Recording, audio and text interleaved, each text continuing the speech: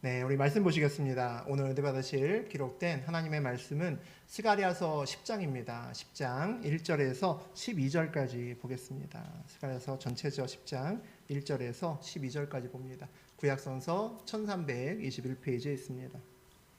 우리 저하고 여러분이 한 절씩 교독하겠습니다. 제가 먼저 1절 공독하죠.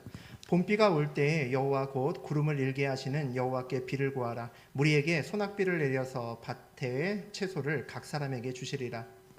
트라빔을 허탄한 것을 말하며 복술자는 진실하지 않은 것을 보고 거짓 꿈을 말한즉 그 위로 헛됨으로 백성들이 양같이 유리하여 목자가 없으므로 공고를 당하나니 내가 목자들에게 노를 바라며 내가 순 염소들을 벌하리라. 만군의 여호와가 그 무리 곧 유다 족속을 돌아보아 그들을 전쟁의 준마와 같게 하리니 모퉁이 돌이 그에게서 말뚝이 그에게서 싸우는 활이 그에게서 권세 잡은 자가 다 일제히 그에게서 나와서 싸울 때의 용사같이 거리의 진흙 중에 원수를 밟을 것이라. 여호와가 그들과 함께한즉 그들이 싸워 말탄 자들을 부끄럽게 하리라. 내가 유다 족속을 견고하게 하며 요셉 족속을 구원할지라. 내가 그들을 긍휼히 여김으로 그들이 돌아오게 하리니 그들은 내가 내버리는 일이 없었음 같이 되리라. 나는 그들의 하나님 여호와라. 내가 그들에게 들으리라. 에브라임이 용사 같아서 포도주를 마심같이 마음이 즐거울 것이요 그들의 자손을 보고 기뻐하며 여호와로 말미암아 마음에 즐거워하리라. 내가 그들을 향하여 휘파람을 불어 그들을 모을 것은 내가 그들을 구속하였음이라. 그들이 전에 번성하던 것 같이 번성하리라. 내가 그들을 여러 백성들 가운데 흩으려니와 그들이 먼 곳에서 나를 기억하고 그들이 살아서 그들의 자녀들과 함께 돌아올지라. 내가 그들을 애굽 땅에서 돌아오게 하며 그들을 아수르에서부터 모으며 길르앗 땅과 레바논으로 그들을 이끌어 가리니 그들이 거할 것이 부족하리라. 내가 그들이 고난의 바다를 지나갈 때에 바닷 물결을 치리니 나일의 깊은 곳이 다 마르겠고 아수르의 규만이 낮아지겠고 애굽의 규가 없어지리라. 내가 그들로 나 여호와를 의지하여 견고하게 하리니 그들이 내 이름으로 행하리라. 여호와의 말이니라. 하나님 말씀입니다. 아멘. 우리 스가랴서 10장 함께 읽었습니다. 우리 1절에서 12절까지 전체를 같이 읽었는데 우리 그 내용 중심으로 여호와를 기억하면 인생이 바뀐다. 여호와를 기억하면 인생이 바뀐다라는 제목으로 우리 함께 은혜 나누겠습니다. 우리 스가랴서가 크게 두 부분으로 나눠져 있다고 했죠. 우리 1장에서 우리 8장까지는 성전 재건이 막 열심히 일어났다가 중간에 중단되어서 다시 해야 될 때 그때 엎치락 뒤치락하고 이거 어떻게 하지? 이럴 때 그들을 북돋우기 위해서 스가랴가 기록된 말을 쓴 것이 이제 8장까지고 9장부터는 이제 성전도 재건됐고 또 성벽도 재건됐고 공사가 마무리돼서 끝났습니다. 끝나고 난 다음에 한 40년 정도가 흘러갔죠. 40년 정도가 흘러가서 그 이후에 백성들이 우리 성전도 건축하고 이제는 좀 살만할 거라고 기대했는데 이거 뭐 나아진 것도 없고 뭐 그냥 그러네라는 그런 그 마음이 듭니다. 여전히 식민지고 그들을 지배하고 있던 뭐 바벨론을 지나서 메대, 바사 제국까지 워낙 페르시아 제국이 이제 막강한 겁니다. 그러니까 우리가 앞으로 이 나라에서 벗어날 다시 독립을 할 길은 요원한 거죠. 되겠어라는 생각이 듭니다. 그리고 여전히 이방 세력도 강하고 우리는 뭐 해도 안 되는구나 이런 마음이 들 때 이 글이 기록되었습니다. 하나님께서 또 말씀을 주셨다는 거죠. 하나님은 늘 백성들에게 말씀을 주시죠. 말씀을 주시는데 늘 상황보다 먼저 말씀을 주십니다. 말씀을 먼저 주심은 우리의 소망이 환경에 있지 않기 때문입니다. 환경이 변화하면서 소망이 생기는 것이 아니라 우리는 말씀을 받으면서 소망이 생기기 때문이죠. 그래서 말씀을 먼저 주십니다. 말씀을 붙들고 있으면 그 붙든 말씀으로 우리가 환경이 바뀜을 보게 만들기 위해서 하나님은 늘 우리에게 그렇게 하십니다. 소망이 환경에 있는 것이 아니라 나한테 있다. 하나님께 있다라는 것을 우리에게 알려주시기 위해서 하나님은 늘 우리에게 그렇게 하십니다. 우리도 그래서 기도할 때, 환경이 어려서 기도할 때 하나님이 환경을 바꿔주시면서 일을 하실 때도 있지만 보통 거의 대부분은 먼저 말씀을 주십니다. 그 말씀을 받고 나서 환경이 바뀌는 것을 우리가 볼 때가 더 많다는 거죠. 환경에서 우리가 소망을 찾지 않고 하나님께 소망을 찾아야 되는 이유가 여기 있습니다. 오늘도 스가랴가 백성들에게 말씀을 전합니다. 소망을 전한다는 거죠. 우리 1절과 2절 다시 한번 읽어보겠습니다. 봄비가 올 때에 여호와 곧 구름을 일게 하시는 여호와께 비를 구하라. 무리에게 소낙비를 내려서 밭의 채소를 각 사람에게 주시리라. 드라바임들은 허탄한 것을 말하며 복술자는 진실하지 않은 것을 보고 거짓 꿈을 말한즉 그 위로가 헛됨으로 백성들이 양같이 유리하며 목자가 없으므로 공고를 당하나니. 봄철에 비를 내려서 하나님께 구하라라는 것은 뭡니까? 필요한 것이 있으면 하나님께 나와서 입술로 구하라라는 겁니다. 많은 사람들이 필요한 것을 누구에게 구하면서 살아갑니다. 하나님께 구하면서 살아가는 사람들이 있고 또 엉뚱한 우상 앞에서 절을 하거나 또 돈을 주어가면서 점을 보러 가면서 어려운 일을 해결하고 필요한 것을 구하려고 하는 사람이 있습니다. 또 세상에서 내가 필요한 것을 가졌을 것이라고 생각하는 사람, 확신이 되는 사람에게 가서 어떻게든지 그 사람을 구워 삼고 해서 그에게 필요한 것을 얻어야겠다라고 생각하기도 합니다. 늘 우리는 주변에서 우리가 필요한 것을 얻으려고 노력하면서 살아간다는 거죠. 어찌 보면 세상에서 우리 사람들 중에서 내가 필요한 것을 이미 충분히, 그러니까 나에게 줄 것을 충분히 가지고 있는 사람은 꽤 많을지도 모릅니다. 하지만 그 필요한 것을 많이 가지고 있는 사람들 중에서 나에게 정말 그 필요를 줄 수 있는 사람은 정말 극소수고 일반적으로는 거의 대부분 없습니다.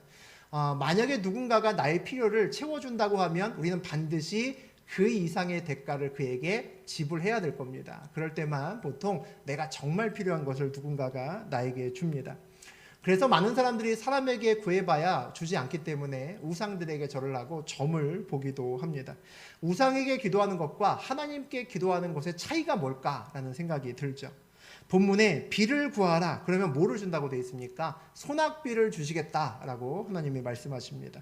소낙비는 장마비하고는 좀 다릅니다. 장마비는 뭡니까? 우리 장마라 그러면 언제 올지를 대충 압니다. 6월 말에서 7월 초에 오는 게 장마비잖아. 우리 알고 있죠. 또 장마비라고 하면 장마 때는 보통 강수량이 얼마 정도 와라는 것도 알고 있습니다. 그러니까 우리는 때에 따라서 우리 좀 있으면 장마비가 올 거고 또 강수량이 얼마 정도 오겠구나. 그것을 대비할 수도 있고 그것을 준비할 수도 있고 또 그것을 사용할 준비를 할 수 있습니다. 때가 정해져서 내리는 비라는 거죠. 그에 반해서 소낙비는 뭡니까? 갑자기 오는 겁니다. 예상을 할 수 없는 비인 거죠. 그리고 얼마나 올지도 모릅니다. 갑자기 폭우처럼 쏟아질 수도 있고 살짝쿵 내리고 지나가는 비가 될 수도 있습니다. 이것이 소낙비죠. 말 그대로 우리의 의지와는 상관없이 제멋대로 오는 비가, 우리가 예측할 수 없는 그런 비가 소낙비입니다. 비를 기도했는데 하나님 비 주십시오 라고 기도했는데 소낙비가 온다면 무슨 얘기일까요? 하나님이 야, 네 기도 내가 들었어 이런 얘기죠. 네 기도 내가 들었어 이런 얘기입니다. 네 기도 듣고 내가 지금 이 비 내리는 거야 라고 말씀하시는 겁니다. 하나님이 알려주시는 비죠. 그러니까 우리는 기도했는데 소낙비가 오면 뭘 생각을 합니까? 소낙비를 보고 누가 생각납니까? 하나님이 생각난다는 거죠. 야, 하나님이 내 기도 들어주셨구나. 우리 인생길에 그런 소낙비를 하나님께서 중간중간 내려주십니다. 그 소낙비를 보면 그 비를 통해서 우리는 하나님을 기억할 수 있습니다. 하나님이 기억나게 하는 비가 바로 소낙비라는 거죠.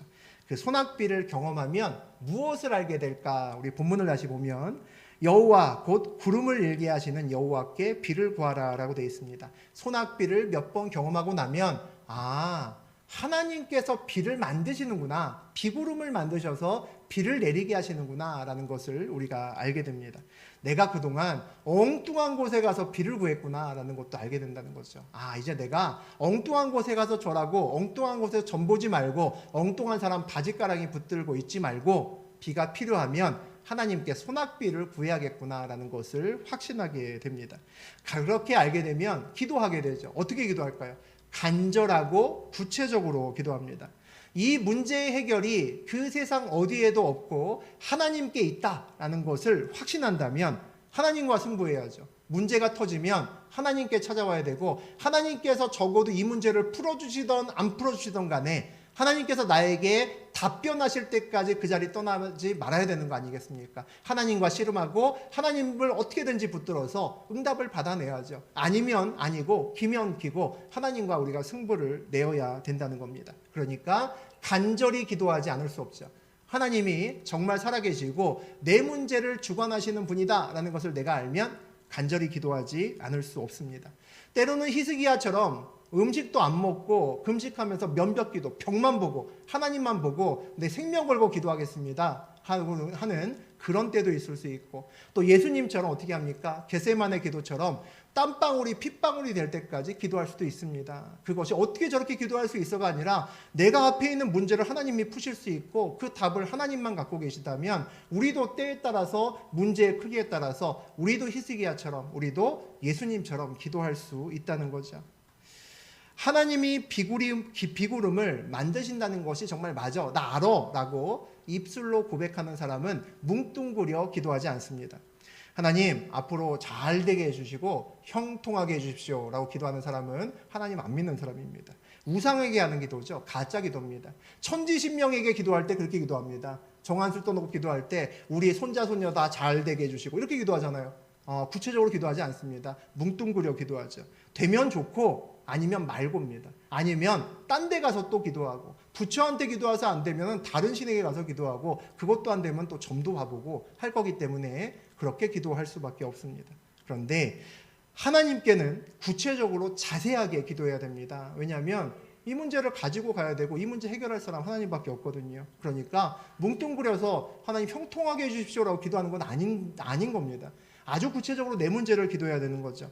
하나님, 오늘 거래처에서 김 부장 만나야 되는데 굉장히 중요한 사람입니다. 하나님, 오늘 이 거래건에 대해서 얘기를 해야 되는데 어떻게 해야 좋을지 잘 모르겠습니다. 하나님, 이거 어떻게 하겠습니까? 이게 돼야겠습니까? 안 돼야겠습니까? 된다면 어떤 규모로 우리가 계약을 해야겠습니까? 뭐 이런 식이 돼야 된다는 거죠. 하나님과 구체적으로 먼저 기도하면서 응답을 받아야 됩니다.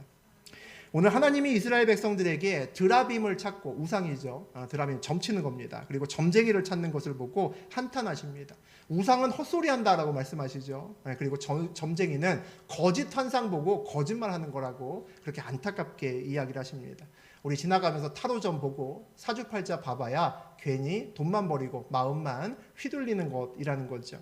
그런데도 불구하고 왜 문제가 생기면 자꾸 기웃기웃대고 싶을까요? 지나가다가 누군가 친구가 야 진짜 용한 사람 있는데 뭐 이런 얘기 들으면 이제 마음이 좀 흔들리기 시작합니다. 나 하나님은 믿긴 하는데 그냥 가서 듣기만 해보지 뭐 이런 마음으로 따라갈까라는 생각이 듭니다. 왜 자꾸 기웃기웃하고 싶을까요? 오늘 말씀을 보니까 백성들이 양같이 유리하며 목자가 없으므로 공고를 당하나니, 참된 목자가 없기 때문입니다. 나를 이끌어가는 참된 목자가 있다라는 것을 내가 확신하지 못하기 때문이죠. 목자가 없으면 유리합니다. 방황합니다. 방황하고 중간중간에 내 힘으로 살고 내가 판단하기 때문에 곤란을 겪을 수밖에 없다는 거죠. 내 삶을 맡길 만한 신뢰할 수 있는 대상이 없을 때 우리는 방황하고 그로 인해 어려움을 겪을 수밖에 없다라고 하나님이 그 사실을 아십니다. 안타까워하신다는 거죠. 우리 3절에서 5절까지 같이 보겠습니다. 내가 목자들에게 노를 바라며 내가 순념소들을 벌하리라. 만군의 여호와가 그 무리 곧 유다 족속을 돌보아 그들을 전쟁의 준마와 같게 하리니, 모퉁이 돌이 그에게서, 말뚝이 그에게서, 싸우는 활이 그에게서, 자가 다 일제히 그에게서 나와서 용사같이 거리의 진흙 중에 원수를 밟을 것이라. 여호와가 그들과 함께 한즉 그들이 싸워 말탄 자들을 부끄럽게 하리라. 하나님께서 가짜 목자들, 참된 목자가 아니라 가짜 목자들, 또 그리고 순념소들, 순념소가 뭐냐면 우리 양들을 몰 때 양들이 이 목자가 이렇게 진행하는 방향대로 잘 안 따라오거든요. 양들이 꼴통이 많습니다. 우리하고 비슷하죠. 말 잘 안 듣습니다. 그러니까 염소를 같이 모으면 염소는 훨씬 더 말을 잘 듣습니다. 그러니까 염소가 같이 오면서 그 뿔로 이상하게 딴 길로 가는 양들을 들이받습니다. 그래서 목자가 인도하는 방향으로 잘 갈 수 있도록 도와주죠. 그러니까 목자가 전체 헤드라면 그 우리 순념소들은 그 목자를 도와주는 작은 지휘관들이라고 보시면 되죠. 그들 모두가 지휘자들입니다. 지도자들이죠. 그들에게 양들을 잘못 인도했다라고 하나님이 그들을 벌하시겠다라고 말씀하십니다. 또 뭐라고 말씀하시냐면 만군의 여호와가 그 무리 곧 유다 족속을 돌보아 그들을 전쟁에 준마같게 하리니라고 되어 있습니다. 이제 하나님께서 그 거짓 목자들을 버리게 하시고 내가 친히 내 백성들을 이끌어내겠다라고 말씀하십니다. 모퉁이 돌, 말뚝, 싸우는 활은 우리 지도자들을 비유하는 겁니다. 그러니까 해석할 때 모퉁이 돌 같은 사람, 말뚝 같은 사람, 그리고 싸우는 활 같은 사람이라고 번역하셔도 됩니다. 그러니까 모퉁이 돌은 모든 것의 기초석이 될 만큼 튼튼한 사람이고, 말뚝은 큰 장막을 세울 때 든든하게 장막을 받추는 기둥이죠. 그러니까 튼튼하고 잘 세워지는 그런 지도자들을 얘기합니다. 싸우는 활은 그의 백성들을 위해서 싸울 수 있는 용맹한 그런 지도자라는 거죠. 그 여러 사람들의 지도자를 하나님께서 보내실 거랍니다. 구원자로서 보내신다는 거죠. 그래서 결국 백성들이 어떻게 됩니까? 전쟁 중에 원수를 밟을 거다라고 되어 있습니다. 전쟁을 이긴다는 거죠. 전쟁을 이기고 그들이 결국 해방될 것이다 라고 하나님이 말씀하십니다. 전쟁에 승리했습니다. 승리하고 나서 백성들이 야 우리 이겼다 라고 눈을 떠서 주변을 쳐다보니까 백성들의 눈에 보이는 것이 있습니다. 뭐가 보입니까? 그들하고 싸우다 져서 부끄러워하는 말탄자들을 봅니다. 이 말탄자들이 그들과 싸워서 졌는데 얼굴이 시뻘개지고 너무 창피해한다는 거죠. 패배를 받아들이지 못한다는 겁니다. 내가 어떻게 쟤네들하고 싸우는데 졌지? 막 그런 얼굴로 서 있다는 겁니다. 애들 말로 아주 쪽팔리는 그런 일을 당한 그 얼굴을 하고 우리를 쳐다보고 있다는 거죠. 무슨 얘기입니까? 나는 그냥 총 들고 싸웠는데 탱크 들고 온 애들이 졌다는 겁니다. 그럼 얼마나 창피하겠습니까? 난 탱크 들고 싸웠는데 총 들고 싸우는 애들하고 싸워서 지면 이해가 안 된다는 거죠. 그 순간 백성들이 무슨 생각이 들었을까요? 내가 탱크한테 어떻게 이겼지? 라는 생각을 하겠죠. 누가 생각났을까요? 하나님이 생각났겠죠. 하나님이 기억났을 겁니다. 여호와가 함께 하셨구나. 이 전쟁을 하나님께서 함께 하셨구나 라는 것이 생각났다는 거죠. 그 전쟁을 통해서 여호와를 기억할 수 있었다는 겁니다. 우리 6절과 7절 보겠습니다. 내가 유다 족속을 견고하게 하며 요셉 족속을 구원할지라. 내가 그들을 궁일이 여김으로 그들이 돌아오게 하리니 그들은 내가 내버린 일이 없었음 같이 되리라. 나는 그들의 하나님 여호와라. 내가 그들에게 들으리라. 에브라임이 용사 같아서 포도주를 마심같이 마음이 즐거울 것이요 그들의 자손을 보고 기뻐하며 여호와로 말미암아 마음에 즐거워하리라. 하나님께서 유다 족속은 옛날에 우리 그 이스라엘이 솔로몬 이후에 두 개의 나라로 나뉘어지죠. 우리 사무엘 하에서 지금 다루고 있습니다. 좀 있으면 나오죠. 그래서 북쪽은 우리 북이스라엘이 있고 남쪽은 누가 있습니까? 남유다가 있습니다. 그래서 우리 그 유다 족속은 우리 남유다를 대표를 하고 그 다음에 나오는 요셉 족속은 우리 북이스라엘을 대표합니다. 그러니까 두 개의 나라로 나뉘어졌는데 두 나라 모두 다윗의 나라인 유다 나라뿐을 포함해서 두 나라 모두 하나님께서 구원할 것이다 라고 그렇게 선포하십니다. 하나님이 그 모두를 구원하시는 이유는 그들이 쓸만해서가 아니라 뭐라고 되어 있습니까? 긍휼히 여기셨기 때문이다 라고 되어 있습니다. 그들을 사랑하셨기 때문이라는 거죠. 그래서 우리가 태어나서 보니까 내가 남들보다 IQ가 좀 높게 태어났네. 그렇게 태어날 수도 있죠. 내가 남들보다 말을 굉장히 잘해. 말빨이 내가 끝내줘 라는 것도 자랑할 수 있습니다. 그리고 내가 알고 보니까 내가 장사수완이 굉장히 아주 특별하네 라는 걸 갖고 기뻐할 수도 있습니다. 그런데 그것보다 훨씬 더 기쁜 소식이 뭡니까? 하나님이 나를 사랑하신대 라는 것만큼 기쁜 소식이 없다는 겁니다.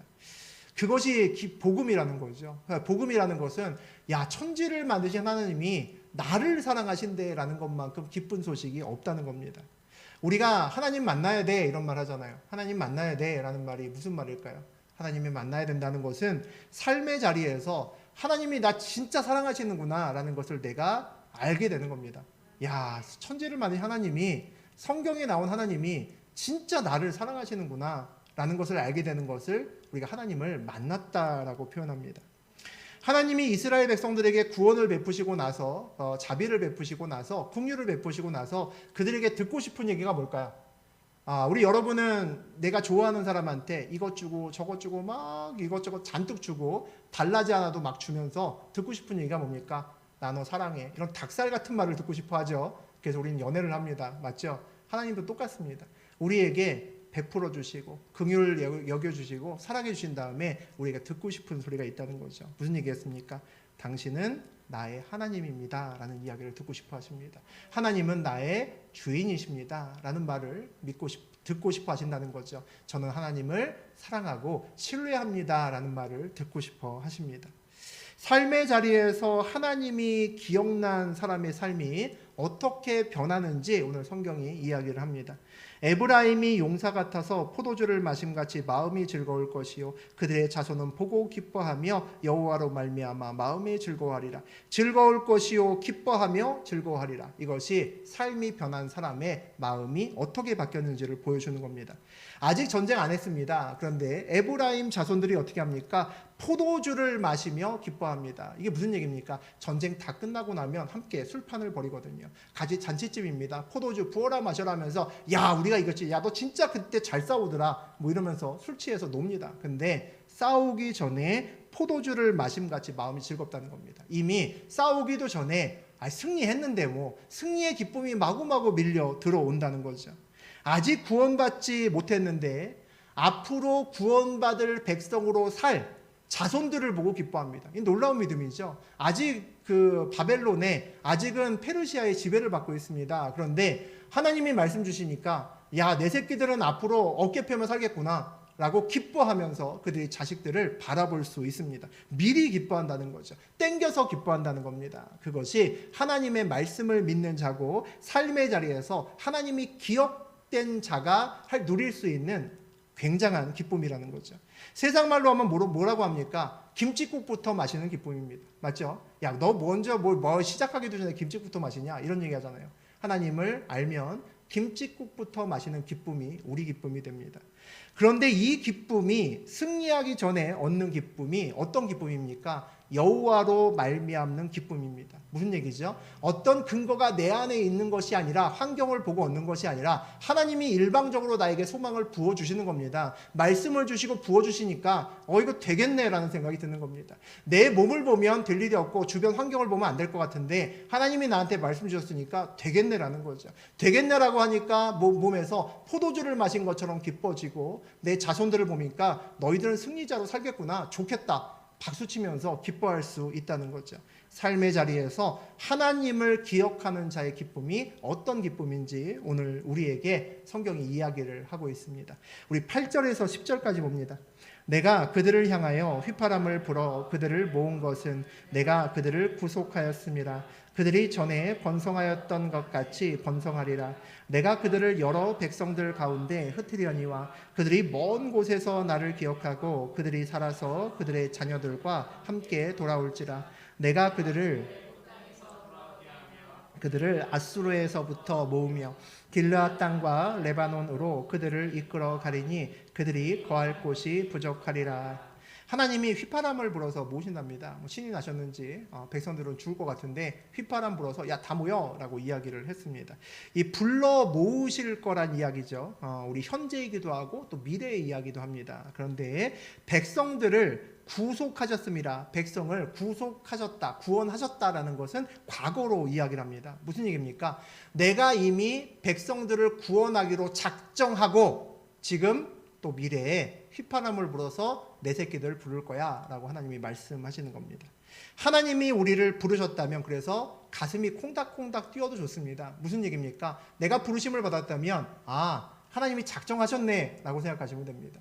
내 인생이 지금 바닥이고 내 인생이 깜깜해도 작정하셨네, 복주기로 작정하셨구나, 구원하기로 작정하셨구나, 내 사명 감당하기로 작정하셨구나 라고 생각하시면 됩니다. 그러니까 가슴이 뛸 수 있는 거죠. 이미 작정하시고 부르셨기 때문입니다.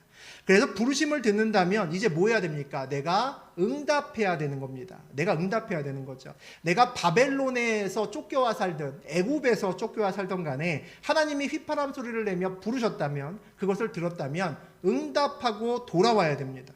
그런데 오랜 세월 동안 우리가 애굽에서 살았잖아요. 오랜 세월 동안 바벨론에서 살았습니다. 거기서 어떻게든지 간에 어려워도 어떻게 살고 있습니다. 그런데 먼 곳에서 부른다고 가기가 쉽지가 않다는 거죠. 뭐가 필요합니까? 믿음이 필요합니다. 신뢰가 필요하죠. 신뢰가 있는 사람만 애굽에 살다가 에이 다 접어 가자 다시. 그래서 돌아올 수 있습니다. 그 믿음을 갖기 위해서 필요한 것이 오늘 무엇인가? 오늘 성경에서 얘기합니다. 다시 보면 그들이 먼 곳에서 나를 기억하고 그들이 살아서 그들의 자녀들과 함께 돌아올지라. 그 먼 곳에서 이방 땅에서 뭐 한다고요? 하나님을 기억해야 돌아올 수 있습니다. 하나님을 기억하는 사람만 돌아올 수 있다는 거죠. 고난 중에서 이방 땅에서 하나님을 기억한다는 것이 뭘까? 하나님을 기억한다는 것이 뭘까? 이제 이런 생각이 듭니다. 누가복음 15장에 보면 여러분 다 아는 비유가 하나 나옵니다. 우리 탕자의 비유가 나옵니다. 둘째 아들이 아버지도 안 죽었는데 버르장머리 없이 나와서 아버지한테 아버지 저 유산 주십시오 이렇게 이야기를 합니다. 정말 못된 아들이죠. 유산 주십시오 라고 얘기를 합니다. 아버지가 몇 번 말렸겠죠. 그러다가 정 아들이 땡깡을 피우니까 그냥 유산을 줍니다. 이 둘째 아들이 유산을 받자마자 근처에서 잘 노는 것이 아니라 유산을 몽땅 다 들고 엄청난 재산을 다 들고 외국으로 튑니다. 왜 외국으로 튀었을까요? 근처에 아버지 눈에 있으면 아버지가 간섭하고 참견하고 할 거 아닙니까? 그러니까 아버지가 절대 올 수 없는 먼 곳으로 튑니다. 그래서 그곳에서 내 맘대로 사업하고 내 뜻대로 사업하고 내가 잘 돼서 크게 성공해서 내 마음대로 쾌락을 즐기면서 행복하게 살 거다. 그리고 이제 외국으로 갔죠. 그리고 그럴 만한 자신도 분명히 있었을 겁니다. 그런데 그렇게 안 됐죠. 자기의 기대대로 되지 않았습니다. 그곳에서 아주 쫄딱 망했죠. 우리 다 아시는 것처럼 완전히 쫄딱 망했습니다. 얼마나 쫄딱 망했는지 우리 성경이 뭐라고 얘기를 하냐면 돼지 사료로 쓰이는 쥐엄 열매라도 먹고 싶은데 그걸 아무도 안 주는 겁니다. 야, 이게 너무나 비참한 거죠. 진짜 그 가축이나 먹는 그거라도 내가 너무 배가 고파서 먹고 싶은데 아무도 나한테 주지 않는 겁니다. 그 앞에서 침을 흘리고 있는데도 아무도 주지 않는 거죠. 그때 둘째 아들에게 생각나는 사람이 있었습니다. 누가복음 15장 17절, 18절, 20절 함께 읽겠습니다. 이에 스스로 돌이켜 이르되 내 아버지에게는 양식이 풍족한 품꾼이 얼마나 많은가. 나는 여기서 주려 죽는구나. 내가 일어나 아버지께 가서 이르기를 아버지 내가 하늘과 아버지께 죄를 지었사오니 이에 일어나서 아버지께로 돌아가니라. 아직도 거리가 먼데 아버지가 그를 보고 측은히 여겨 달려가 목을 안고 입을 맞추니. 다 잃고 나니까 둘째 아들이 진짜 돈 탈탈 털어도 10원 한 장 남지 않으니까 뭐가 생각납니까? 아버지가 생각났다라고 되어 있습니다. 아버지가 기억이 난 거죠. 그리고는 뭐라고 합니까? 내가 아버지께 죄를 지었사오니 라고 고백합니다. 기억한다는 것의 첫 번째 의미는 뭡니까? 회개하고 돌이킨다는 겁니다. 그것이 기억하는 것의 시작이라는 거죠. 기억하기만 하면 결국 회개하고 돌이키게 되고 기억하기만 하면 어떻게 됩니까? 이에 일어나서 아버지께로 돌아갈 수 있습니다. 20절에 나오죠. 다시 돌아갈 수 있습니다. 쥐엄 열매라도 먹으려고 할 때 주는 사람이 아무도 없는 그때 그 보이지 않던 그때까지 안 보이던 하나님이 보이는 겁니다. 그때까지 보이지 않던 아버지가 그때야 기억이 난다는 거죠. 기억난다는 것의 또 다른 의미는 보인다는 겁니다. 잊혀졌던데 보인다는 거죠. 안 보였는데 이제는 보인다는 겁니다. 고난의 의미를 다 알 수는 없지만 그 중에 하나는 내 삶에서 하나님을 기억나게 만드는 것 같습니다. 우리 인생길에서 하나님이 기억나게 만드는 것이 고난이라는 거죠. 하나님이 우리를 만드셨고 우리를 빈손으로 세상에 보내셨잖아요. 우리 전부 다 빈손으로 세상에 나왔습니다. 세상에서 살면서 하나님께서 우리에게 무엇인가를 이렇게 자꾸 주시죠. 그 주신 것을 마치 내 것처럼 여기고 살아갑니다. 세상에서 우리 탕자 둘째 아들처럼 우리도 그렇게 살아가는지 모르겠습니다. 다 내 거라고 생각하고 꽉 움켜쥐고 살아갑니다.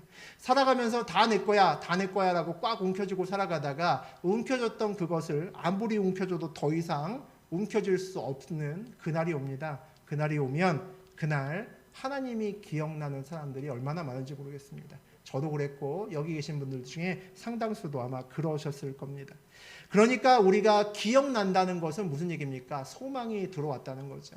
내 상황은 굉장히 어렵지만 내가 그 삶의 자리에서 하나님이 기억났다라고 하는 것은 내 삶의 자리에서 소망이 생겼다는 것을 이야기를 합니다. 왜 그런가요? 나는 이제 기억났는데 우리 20절을 보니까 아버지가 그를 보고 측은히 여겨 달려와 목을 안고 입을 맞춥니다. 거리가 먼데 아버지가 먼저 나와 있었습니다. 무슨 얘기입니까? 나는 이제야 아버지가 기억나는데 아버지는 나를 한 번도 잊은 적이 없다는 거죠. 아버지는 계속해서 여전히 아들을 기억하고 계시다는 겁니다. 멀리서도 아들의 그림자만 보고 뛰어올 정도로 그렇게 아들을 지금도 기억하고 있다는 거죠. 그러니까 이제 누구만 돌이키면 됩니까? 나만 돌이키면 된다는 거죠. 아버지가 똑같이 하나님께서 우리를 그렇게 기다리신다는 겁니다. 그럼 우리가 하나님이 내 삶의 자리에서 기억나면 그것으로부터 새로운 삶을 살 수 있는 시작이 된다는 거죠. 우리 11절과 12절 보시겠습니다. 내가 그들이 고난의 바다를 지나갈 때에 바다 물결을 치리니 나일의 깊은 곳이 다 마르겠고 아수르의 규만이 낮아지겠고 내가 그들로 나 여호와를 의지하여 견고하게 하리니 그들이 내 이름으로 행하리라. 나 여호와의 말이니라. 이스라엘 백성들이 70년 동안 바벨론 또 애굽으로 이제 쫓겨서 그렇게 살아갔죠. 아주 심하게 어려웠을 겁니다. 보나마나죠.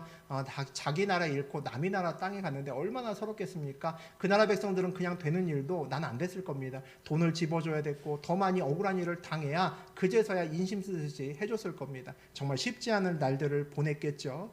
그리고 돌아와서 소망 가운데 성전을 건축하고 야 이제 내 땅으로 돌아왔네. 하나님이 부르셔서 이제 왔으니까 이 성전 짓고 나면 좋은 세상 오겠지 그랬는데 안 오는 거죠. 기대하는 만큼 좋아지지 않는 겁니다. 계속 힘듭니다. 왜 이렇게 내 인생길은 고난이 끊이지 않을까? 참 지긋지긋하다. 이런 생각을 하고 있는 그때에 하나님의 말씀이 전해집니다. 탄식하는 백성들에게 오늘 뭐라고 말씀하십니까? 내가 그들이 고난의 바다를 지나갈 때 바다 물결을 치니 뭐라고 되어 있습니까? 우리 앞에 고난은 하나님께서 보면 별거 아니라는 겁니다. 바닷길을 우리가 걸어가면서 야 죽었다. 넘실거리는 파도를 보면서 물결을 보면서 야 저거 조금만 나한테 와도 난 다 죽는데 라고 생각하는데 하나님이 뭐라고 얘기합니까? 그거 내가 쳐버리면 그만이다 라고 말씀하십니다. 그러면 고난의 바다를 지나는 동안에 우리가 죽지 않는다면 하나님 백성이 뭘 보게 될까요? 바다 물결보다 크신 하나님의 손을 보겠죠. 바다 물결을 쳐버리시는 하나님의 거대한 손을 보겠죠. 그걸 볼 겁니다. 그럼 어떻게 바뀝니까? 나 여호와를 의지하여 견고하게 하리니라고 되어 있습니다. 하나님과 함께 고난을 함께 지나본 사람은 압니다. 깨닫죠. 물결이 밀려와도 하나님만 의지하면 되는구나 라는 것을 알게 됩니다. 더 큰 물결이 오면 하나님 더 의지하면 됩니다. 그 앞에서 일어나지 않고 면벽기도 하면 되는 거죠. 핏방울이 땀방울이 핏방울이 절동까지 기도하면 되는 겁니다. 이것이 여호와의 힘으로 사는 겁니다. 나에게 큰 고난이 오게 되면 내가 더 하나님을 매달리고 붙들리라. 거기서 내가 승부를 보리라 라고 마음 먹는 것이 여호와의 힘으로 산다는 겁니다. 그들이 내 힘으로 행하리라 라고 이야기합니다. 여호와의 힘으로 산다는 것은 내 이름이 아니라 여호와의 이름으로 사는 거죠. 삶의 목적과 방법이 다 바뀐다는 겁니다. 하나님이 결정하시고 나는 믿음으로 그것을 신뢰함으로 따라가는 인생길로 바뀐다는 거죠. 그것이 여호와의 이름으로 살아간다는 겁니다. 제가 되게 힘들고 어려울 때가 있었습니다. 삶을 살아가면서 목회하기 전에 굉장히 어려운 때가 있었습니다. 그래서 정말 골방에서 기도했던 적이 있었습니다. 밥 안 먹고 진짜 골방에서 시커멓게 불 꺼놓고 폼 잡으면서 진짜 오랫동안 기도했는데 기도하는 가운데 제가 음성을 들었습니다. 깜짝 놀라서 깼습니다. 살짝 졸았는지도 모르겠는데 뭐라고 음성이 들렸냐면 시편 23편 이렇게 갖고 천둥과 같은 목소리를 듣고 깜짝 놀라갖고 일어났습니다. 근데 제가 그때는 이제 성경을 이렇게 열심히 읽었던 때가 아니었기 때문에 여러분 시편 23편 뭔지 다 아시죠? 네, 몰랐습니다. 시편 23편 이제 읽고 나가서 이제 제가 이제 시편 23편을 들춰놓고 이제 읽기 시작했습니다. 너무나 유명하시죠? 뭐 우리 노래도 나옵니다. 여호와는 나의 목자시니 그겁니다. 여호와는 나의 목자시니 내게 부족함이 없으리로다. 이겁니다. 그 당시에 제 입장에는 너무나 평범한 그런 시였다는 거죠. 제가 갖고 왔는데 저기 슬라이드엔 없네요. 제가 읽어드리겠습니다. 우리 다 아시는 거니까. 여호와는 나의 목자시니 내게 부족함이 없으리로다. 2절은 그가 나를 푸른 풀밭에 누이시며 쉴만한 물가로 인도하시는 도다. 이겁니다. 이렇게 시작하는 거죠. 이제 처음 받았는데 읽으면서 감동이 있기보다는 나는 뭔가 아주 구체적이고 특별한 거를 구했는데 너무 이거 평범한 겁니다. 여호와는 나의 목자시니 그렇지 부족함이 없겠지 뭐 이런 생각이 들면서 은혜가 되지 않는 거죠. 옛날에 여자들은 그런 말 하잖아요. 뒤움박팔자다. 요즘에 그런 말 하면 혼나지만 옛날에는 그런 말씀 했습니다. 남편을 누구를 만나냐에 따라서 이제 팔자가 바뀐다는 얘기죠. 그래서 디용박 팔자라고 이야기를 했습니다. 우리가 양이라면 같은 의미에서 목자가 누구냐에 따라서 이제 저하고 여러분의 팔자가 바뀌는 겁니다. 선하고 지혜로운 목자를 만나면 우리 인생이 피는 거고, 악하고 게으르고 못된 목자를 만나면 우리 인생길은 이제 팔자가 꼬이기 시작한다는 거죠. 하나님이 나의 목자가 되면 어떤 삶을 살까? 우리 시편 23편에는 그렇게 이야기하죠. 부족함이 없는 삶을 살 거다라고 이야기를 합니다. 내 필요함을 하나님께서 준비하는 삶이죠. 그게 하나님 입장에서 부족함이 없는 삶입니다. 근데 우리는 잘 이렇게 안 하잖아요. 여러분 기도 어떻게 하십니까? 우리는 무조건 많이 달라고 하죠. 무조건 일단 많이. 일단 돈도 많이, 건강도 많이, 다 많이 달라고 합니다. 일단 많이 쌓아놔야 일단 마음이 편해지기 때문이죠. 그래서 우리는 기도할 때 항상 필요한 것이 열이면 한 30 정도는 가지고 있어야 마음이 편합니다. 만약에 우리의 이제 노후를 대책을 할 때 내가 언제부터 은퇴해서 죽을 때까지 예를 들어 5억이 필요하다. 뭐 예를 들면 5억이 필요하다 하면 한 15억쯤은 갖고 있어야 이제 마음이 좀 든든한 겁니다. 우리는 결코 그 이제 TV나 이런 데서 필요한 만큼 구하지 않습니다. 훨씬 더 많이 구하죠. 그런데 그렇게 살면 늘 부족합니다. 늘 부족하고 늘 불안합니다. 아마 아실 겁니다. 한 달에 100만 원 버는 사람이 300만 원 벌면 뿌듯할 것 같지만 잠시 뿌듯하다가 또 부족합니다. 왜냐하면 돈이 많이 벌면 쓸 때도 많아지고 투자할 때도 많아지고 얼마나 이전에는 거들떠보지도 않았던 것들을 내가 사야 되고 누려야 되는 것들이 많아집니다. 돈이 많아지면 쓸 때도 많아지기 때문에 계속해서 부족합니다. 하나님이 나의 목자라서 내게 부족함이 없는 상태는 뭘까요? 그거를 설명하는 말이 있습니다. 아주 재밌는 말이 있는데 아까 2절에서 제가 읽어드렸습니다. 그가 나를 푸른 풀밭에 누이시며 라고 되어 있습니다. 나는 양이죠. 양인데 푸른 풀밭에 누워있다는 겁니다. 잘 생각해 보면 양이 푸른 풀밭에 누워있으면 이거 정신 나간 양입니다. 잘 생각해 보세요. 초원에 누울 수 있는 건 아무나 누울 수 있는 게 아닙니다. 이 선택받은 애들만 누울 수 있습니다. 누가 눕고 벌러덩 누워 있습니까? 사자, 호랑이 이런 애들만 배를 막 이렇게 들여다 이제 밖에서 보일 정도로 떼굴떼굴 구르면서 누우면서 장난치고 그렇게 놉니다. 감히 아무나 놓을 수 없다는 거죠. 호랑이나 사자나 또는 그 밑에 있는 애들 정도 수준은 돼야 이게 배를 내놓고 막 누워서 굴를 수 있습니다. 호랑이나 사자가 구를 때 누가 감히 거기 가서 야 어쭈구리 이런 사람 아무도 없을 거 아니에요. 아무도 건드리지 않습니다. 그런데 양이나 사슴이나 이런 애들이 어떻게 누워서 구릅니까? 서서 자야죠. 서서 자야 되는 겁니다. 잠깐 앉아 있는 것도 사치일 수 있습니다. 언제 누가 들이닥치면 어떡할 겁니까? 누워 있을 수 없다는 거죠. 만약에 양이 진짜 배를 드러내놓고 누워 잔다면 둘 중에 하나일 겁니다. 이제 나 도저히 이렇게 못 살겠다. 차라리 나 죽여라 라고 배 째라 이러고 누워있는 양이거나 아니면 어떤 양일까요? 믿는 구석에 있는 양이 배를 드러내놓고 누워있을 겁니다. 저희 집에는 야성을 잃어버린 강아지가 한 마리 있습니다. 여름이라는 강아지가 있는데 자주 배를 들여내놓고 이렇게 누워서 잡니다. 뒤집어져 잡니다. 사람처럼. 왜 그렇게 잘까요? 주인을 믿기 때문이죠. 저를 믿기 때문에 이렇게 자는 겁니다. 저는 여름이가 세상 물정을 모른다라고 생각했습니다. 근데 그게 아니더라고요. 언제 알게 됐냐면 그 아이가 언제 우리 최 집사님이 한번 우리 시동이를 데려온 적이 있었습니다. 시동이를 딱 보는 순간에 애가 딱 경직되더라고요. 내가 이렇게 하면 안 되겠구나. 그 전까지는 막 누워서 막 헤매던 애가 우리 시동이를 보자마자, 고양이 꽤 크거든요. 그 고양이를 보자마자 정신 번쩍 차리면서 개 눈치를 슬슬 보면서 멀리 빙글빙글 돌아다니더라고요. 그러다가 시동이한테 양펀치를 몇 번 맞았습니다. 고양이 양펀치를 서너 대 맞고 나서 더 정신이 번쩍 들더니 이제는 앉지도 못하고 선체로 앉지도 못하는 겁니다. 항상 주의하고 제가 언제 나에게 올까 걱정이 많은 눈초리로 그렇게 쳐다보고 있었다는 거죠. 그래서 제가 알았습니다. 제가 아무것도 모르고 배 내놓고 자는 건 아니구나. 배 내놓을만 하니까 내놓고 그렇게 자는구나라는 걸 알았다는 거죠. 집에서 배 내놓고 자는 우리 여름이는 참 마음이 편안한 겁니다. 맞죠? 정말 저를 믿기 때문에 그럴 수 있겠죠. 그런 여름이 보면서 우리도 저렇게 살 수 있는데 라는 생각이 들었습니다.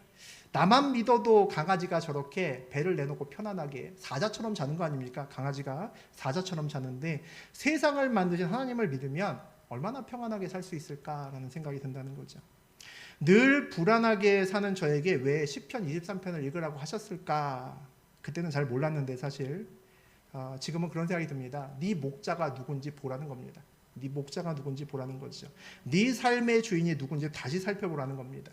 네 삶의 자리에서 하나님을 기억하면, 하나님을 기억하고 돌아오면 너도 인생이 바뀐다는 겁니다. 웅크리고 눈치 보고 때로는 앉지도 못하고 서서 잠을 자는 양의 삶에서 배를 뒤집어 까면서 사자처럼 잘 수 있는 양처럼 너도 살 수 있다는 거죠. 여기 계신 분들은 모두 하나님이 부르신 분들입니다. 하나님이 부르셨다는 것은 하나님께서 저하고 여러분을 모두 다 기억하고 계시다는 겁니다. 놀라운 일이죠. 날 기억하신다는 증거가 부르셨다는 거고, 부르셨다는 증거가 이 밤에 이 자리에 앉아 계시다는 겁니다. 그래서 부르심은 늘 소망이고 행복입니다. 이제 우리 그 부르심에 저하고 여러분이 응답할 차례라는 거죠. 우리의 삶에서 여호와를 기억할 수 있는 저하고 여러분 되시기를 원합니다. 하나님을 기억해낼 수 있는 그 삶을 여러분이 사셔야 됩니다. 우리 삶에서 하나님이 온전히 기억되면, 그리고 돌아오면 삶이 바뀝니다. 양인데 사자처럼 살 수 있습니다. 양인데 호랑이처럼 살 수 있습니다. 그렇게 다른 삶을 사는 저하고 여러분 되시기를 주의 이름으로 축복합니다.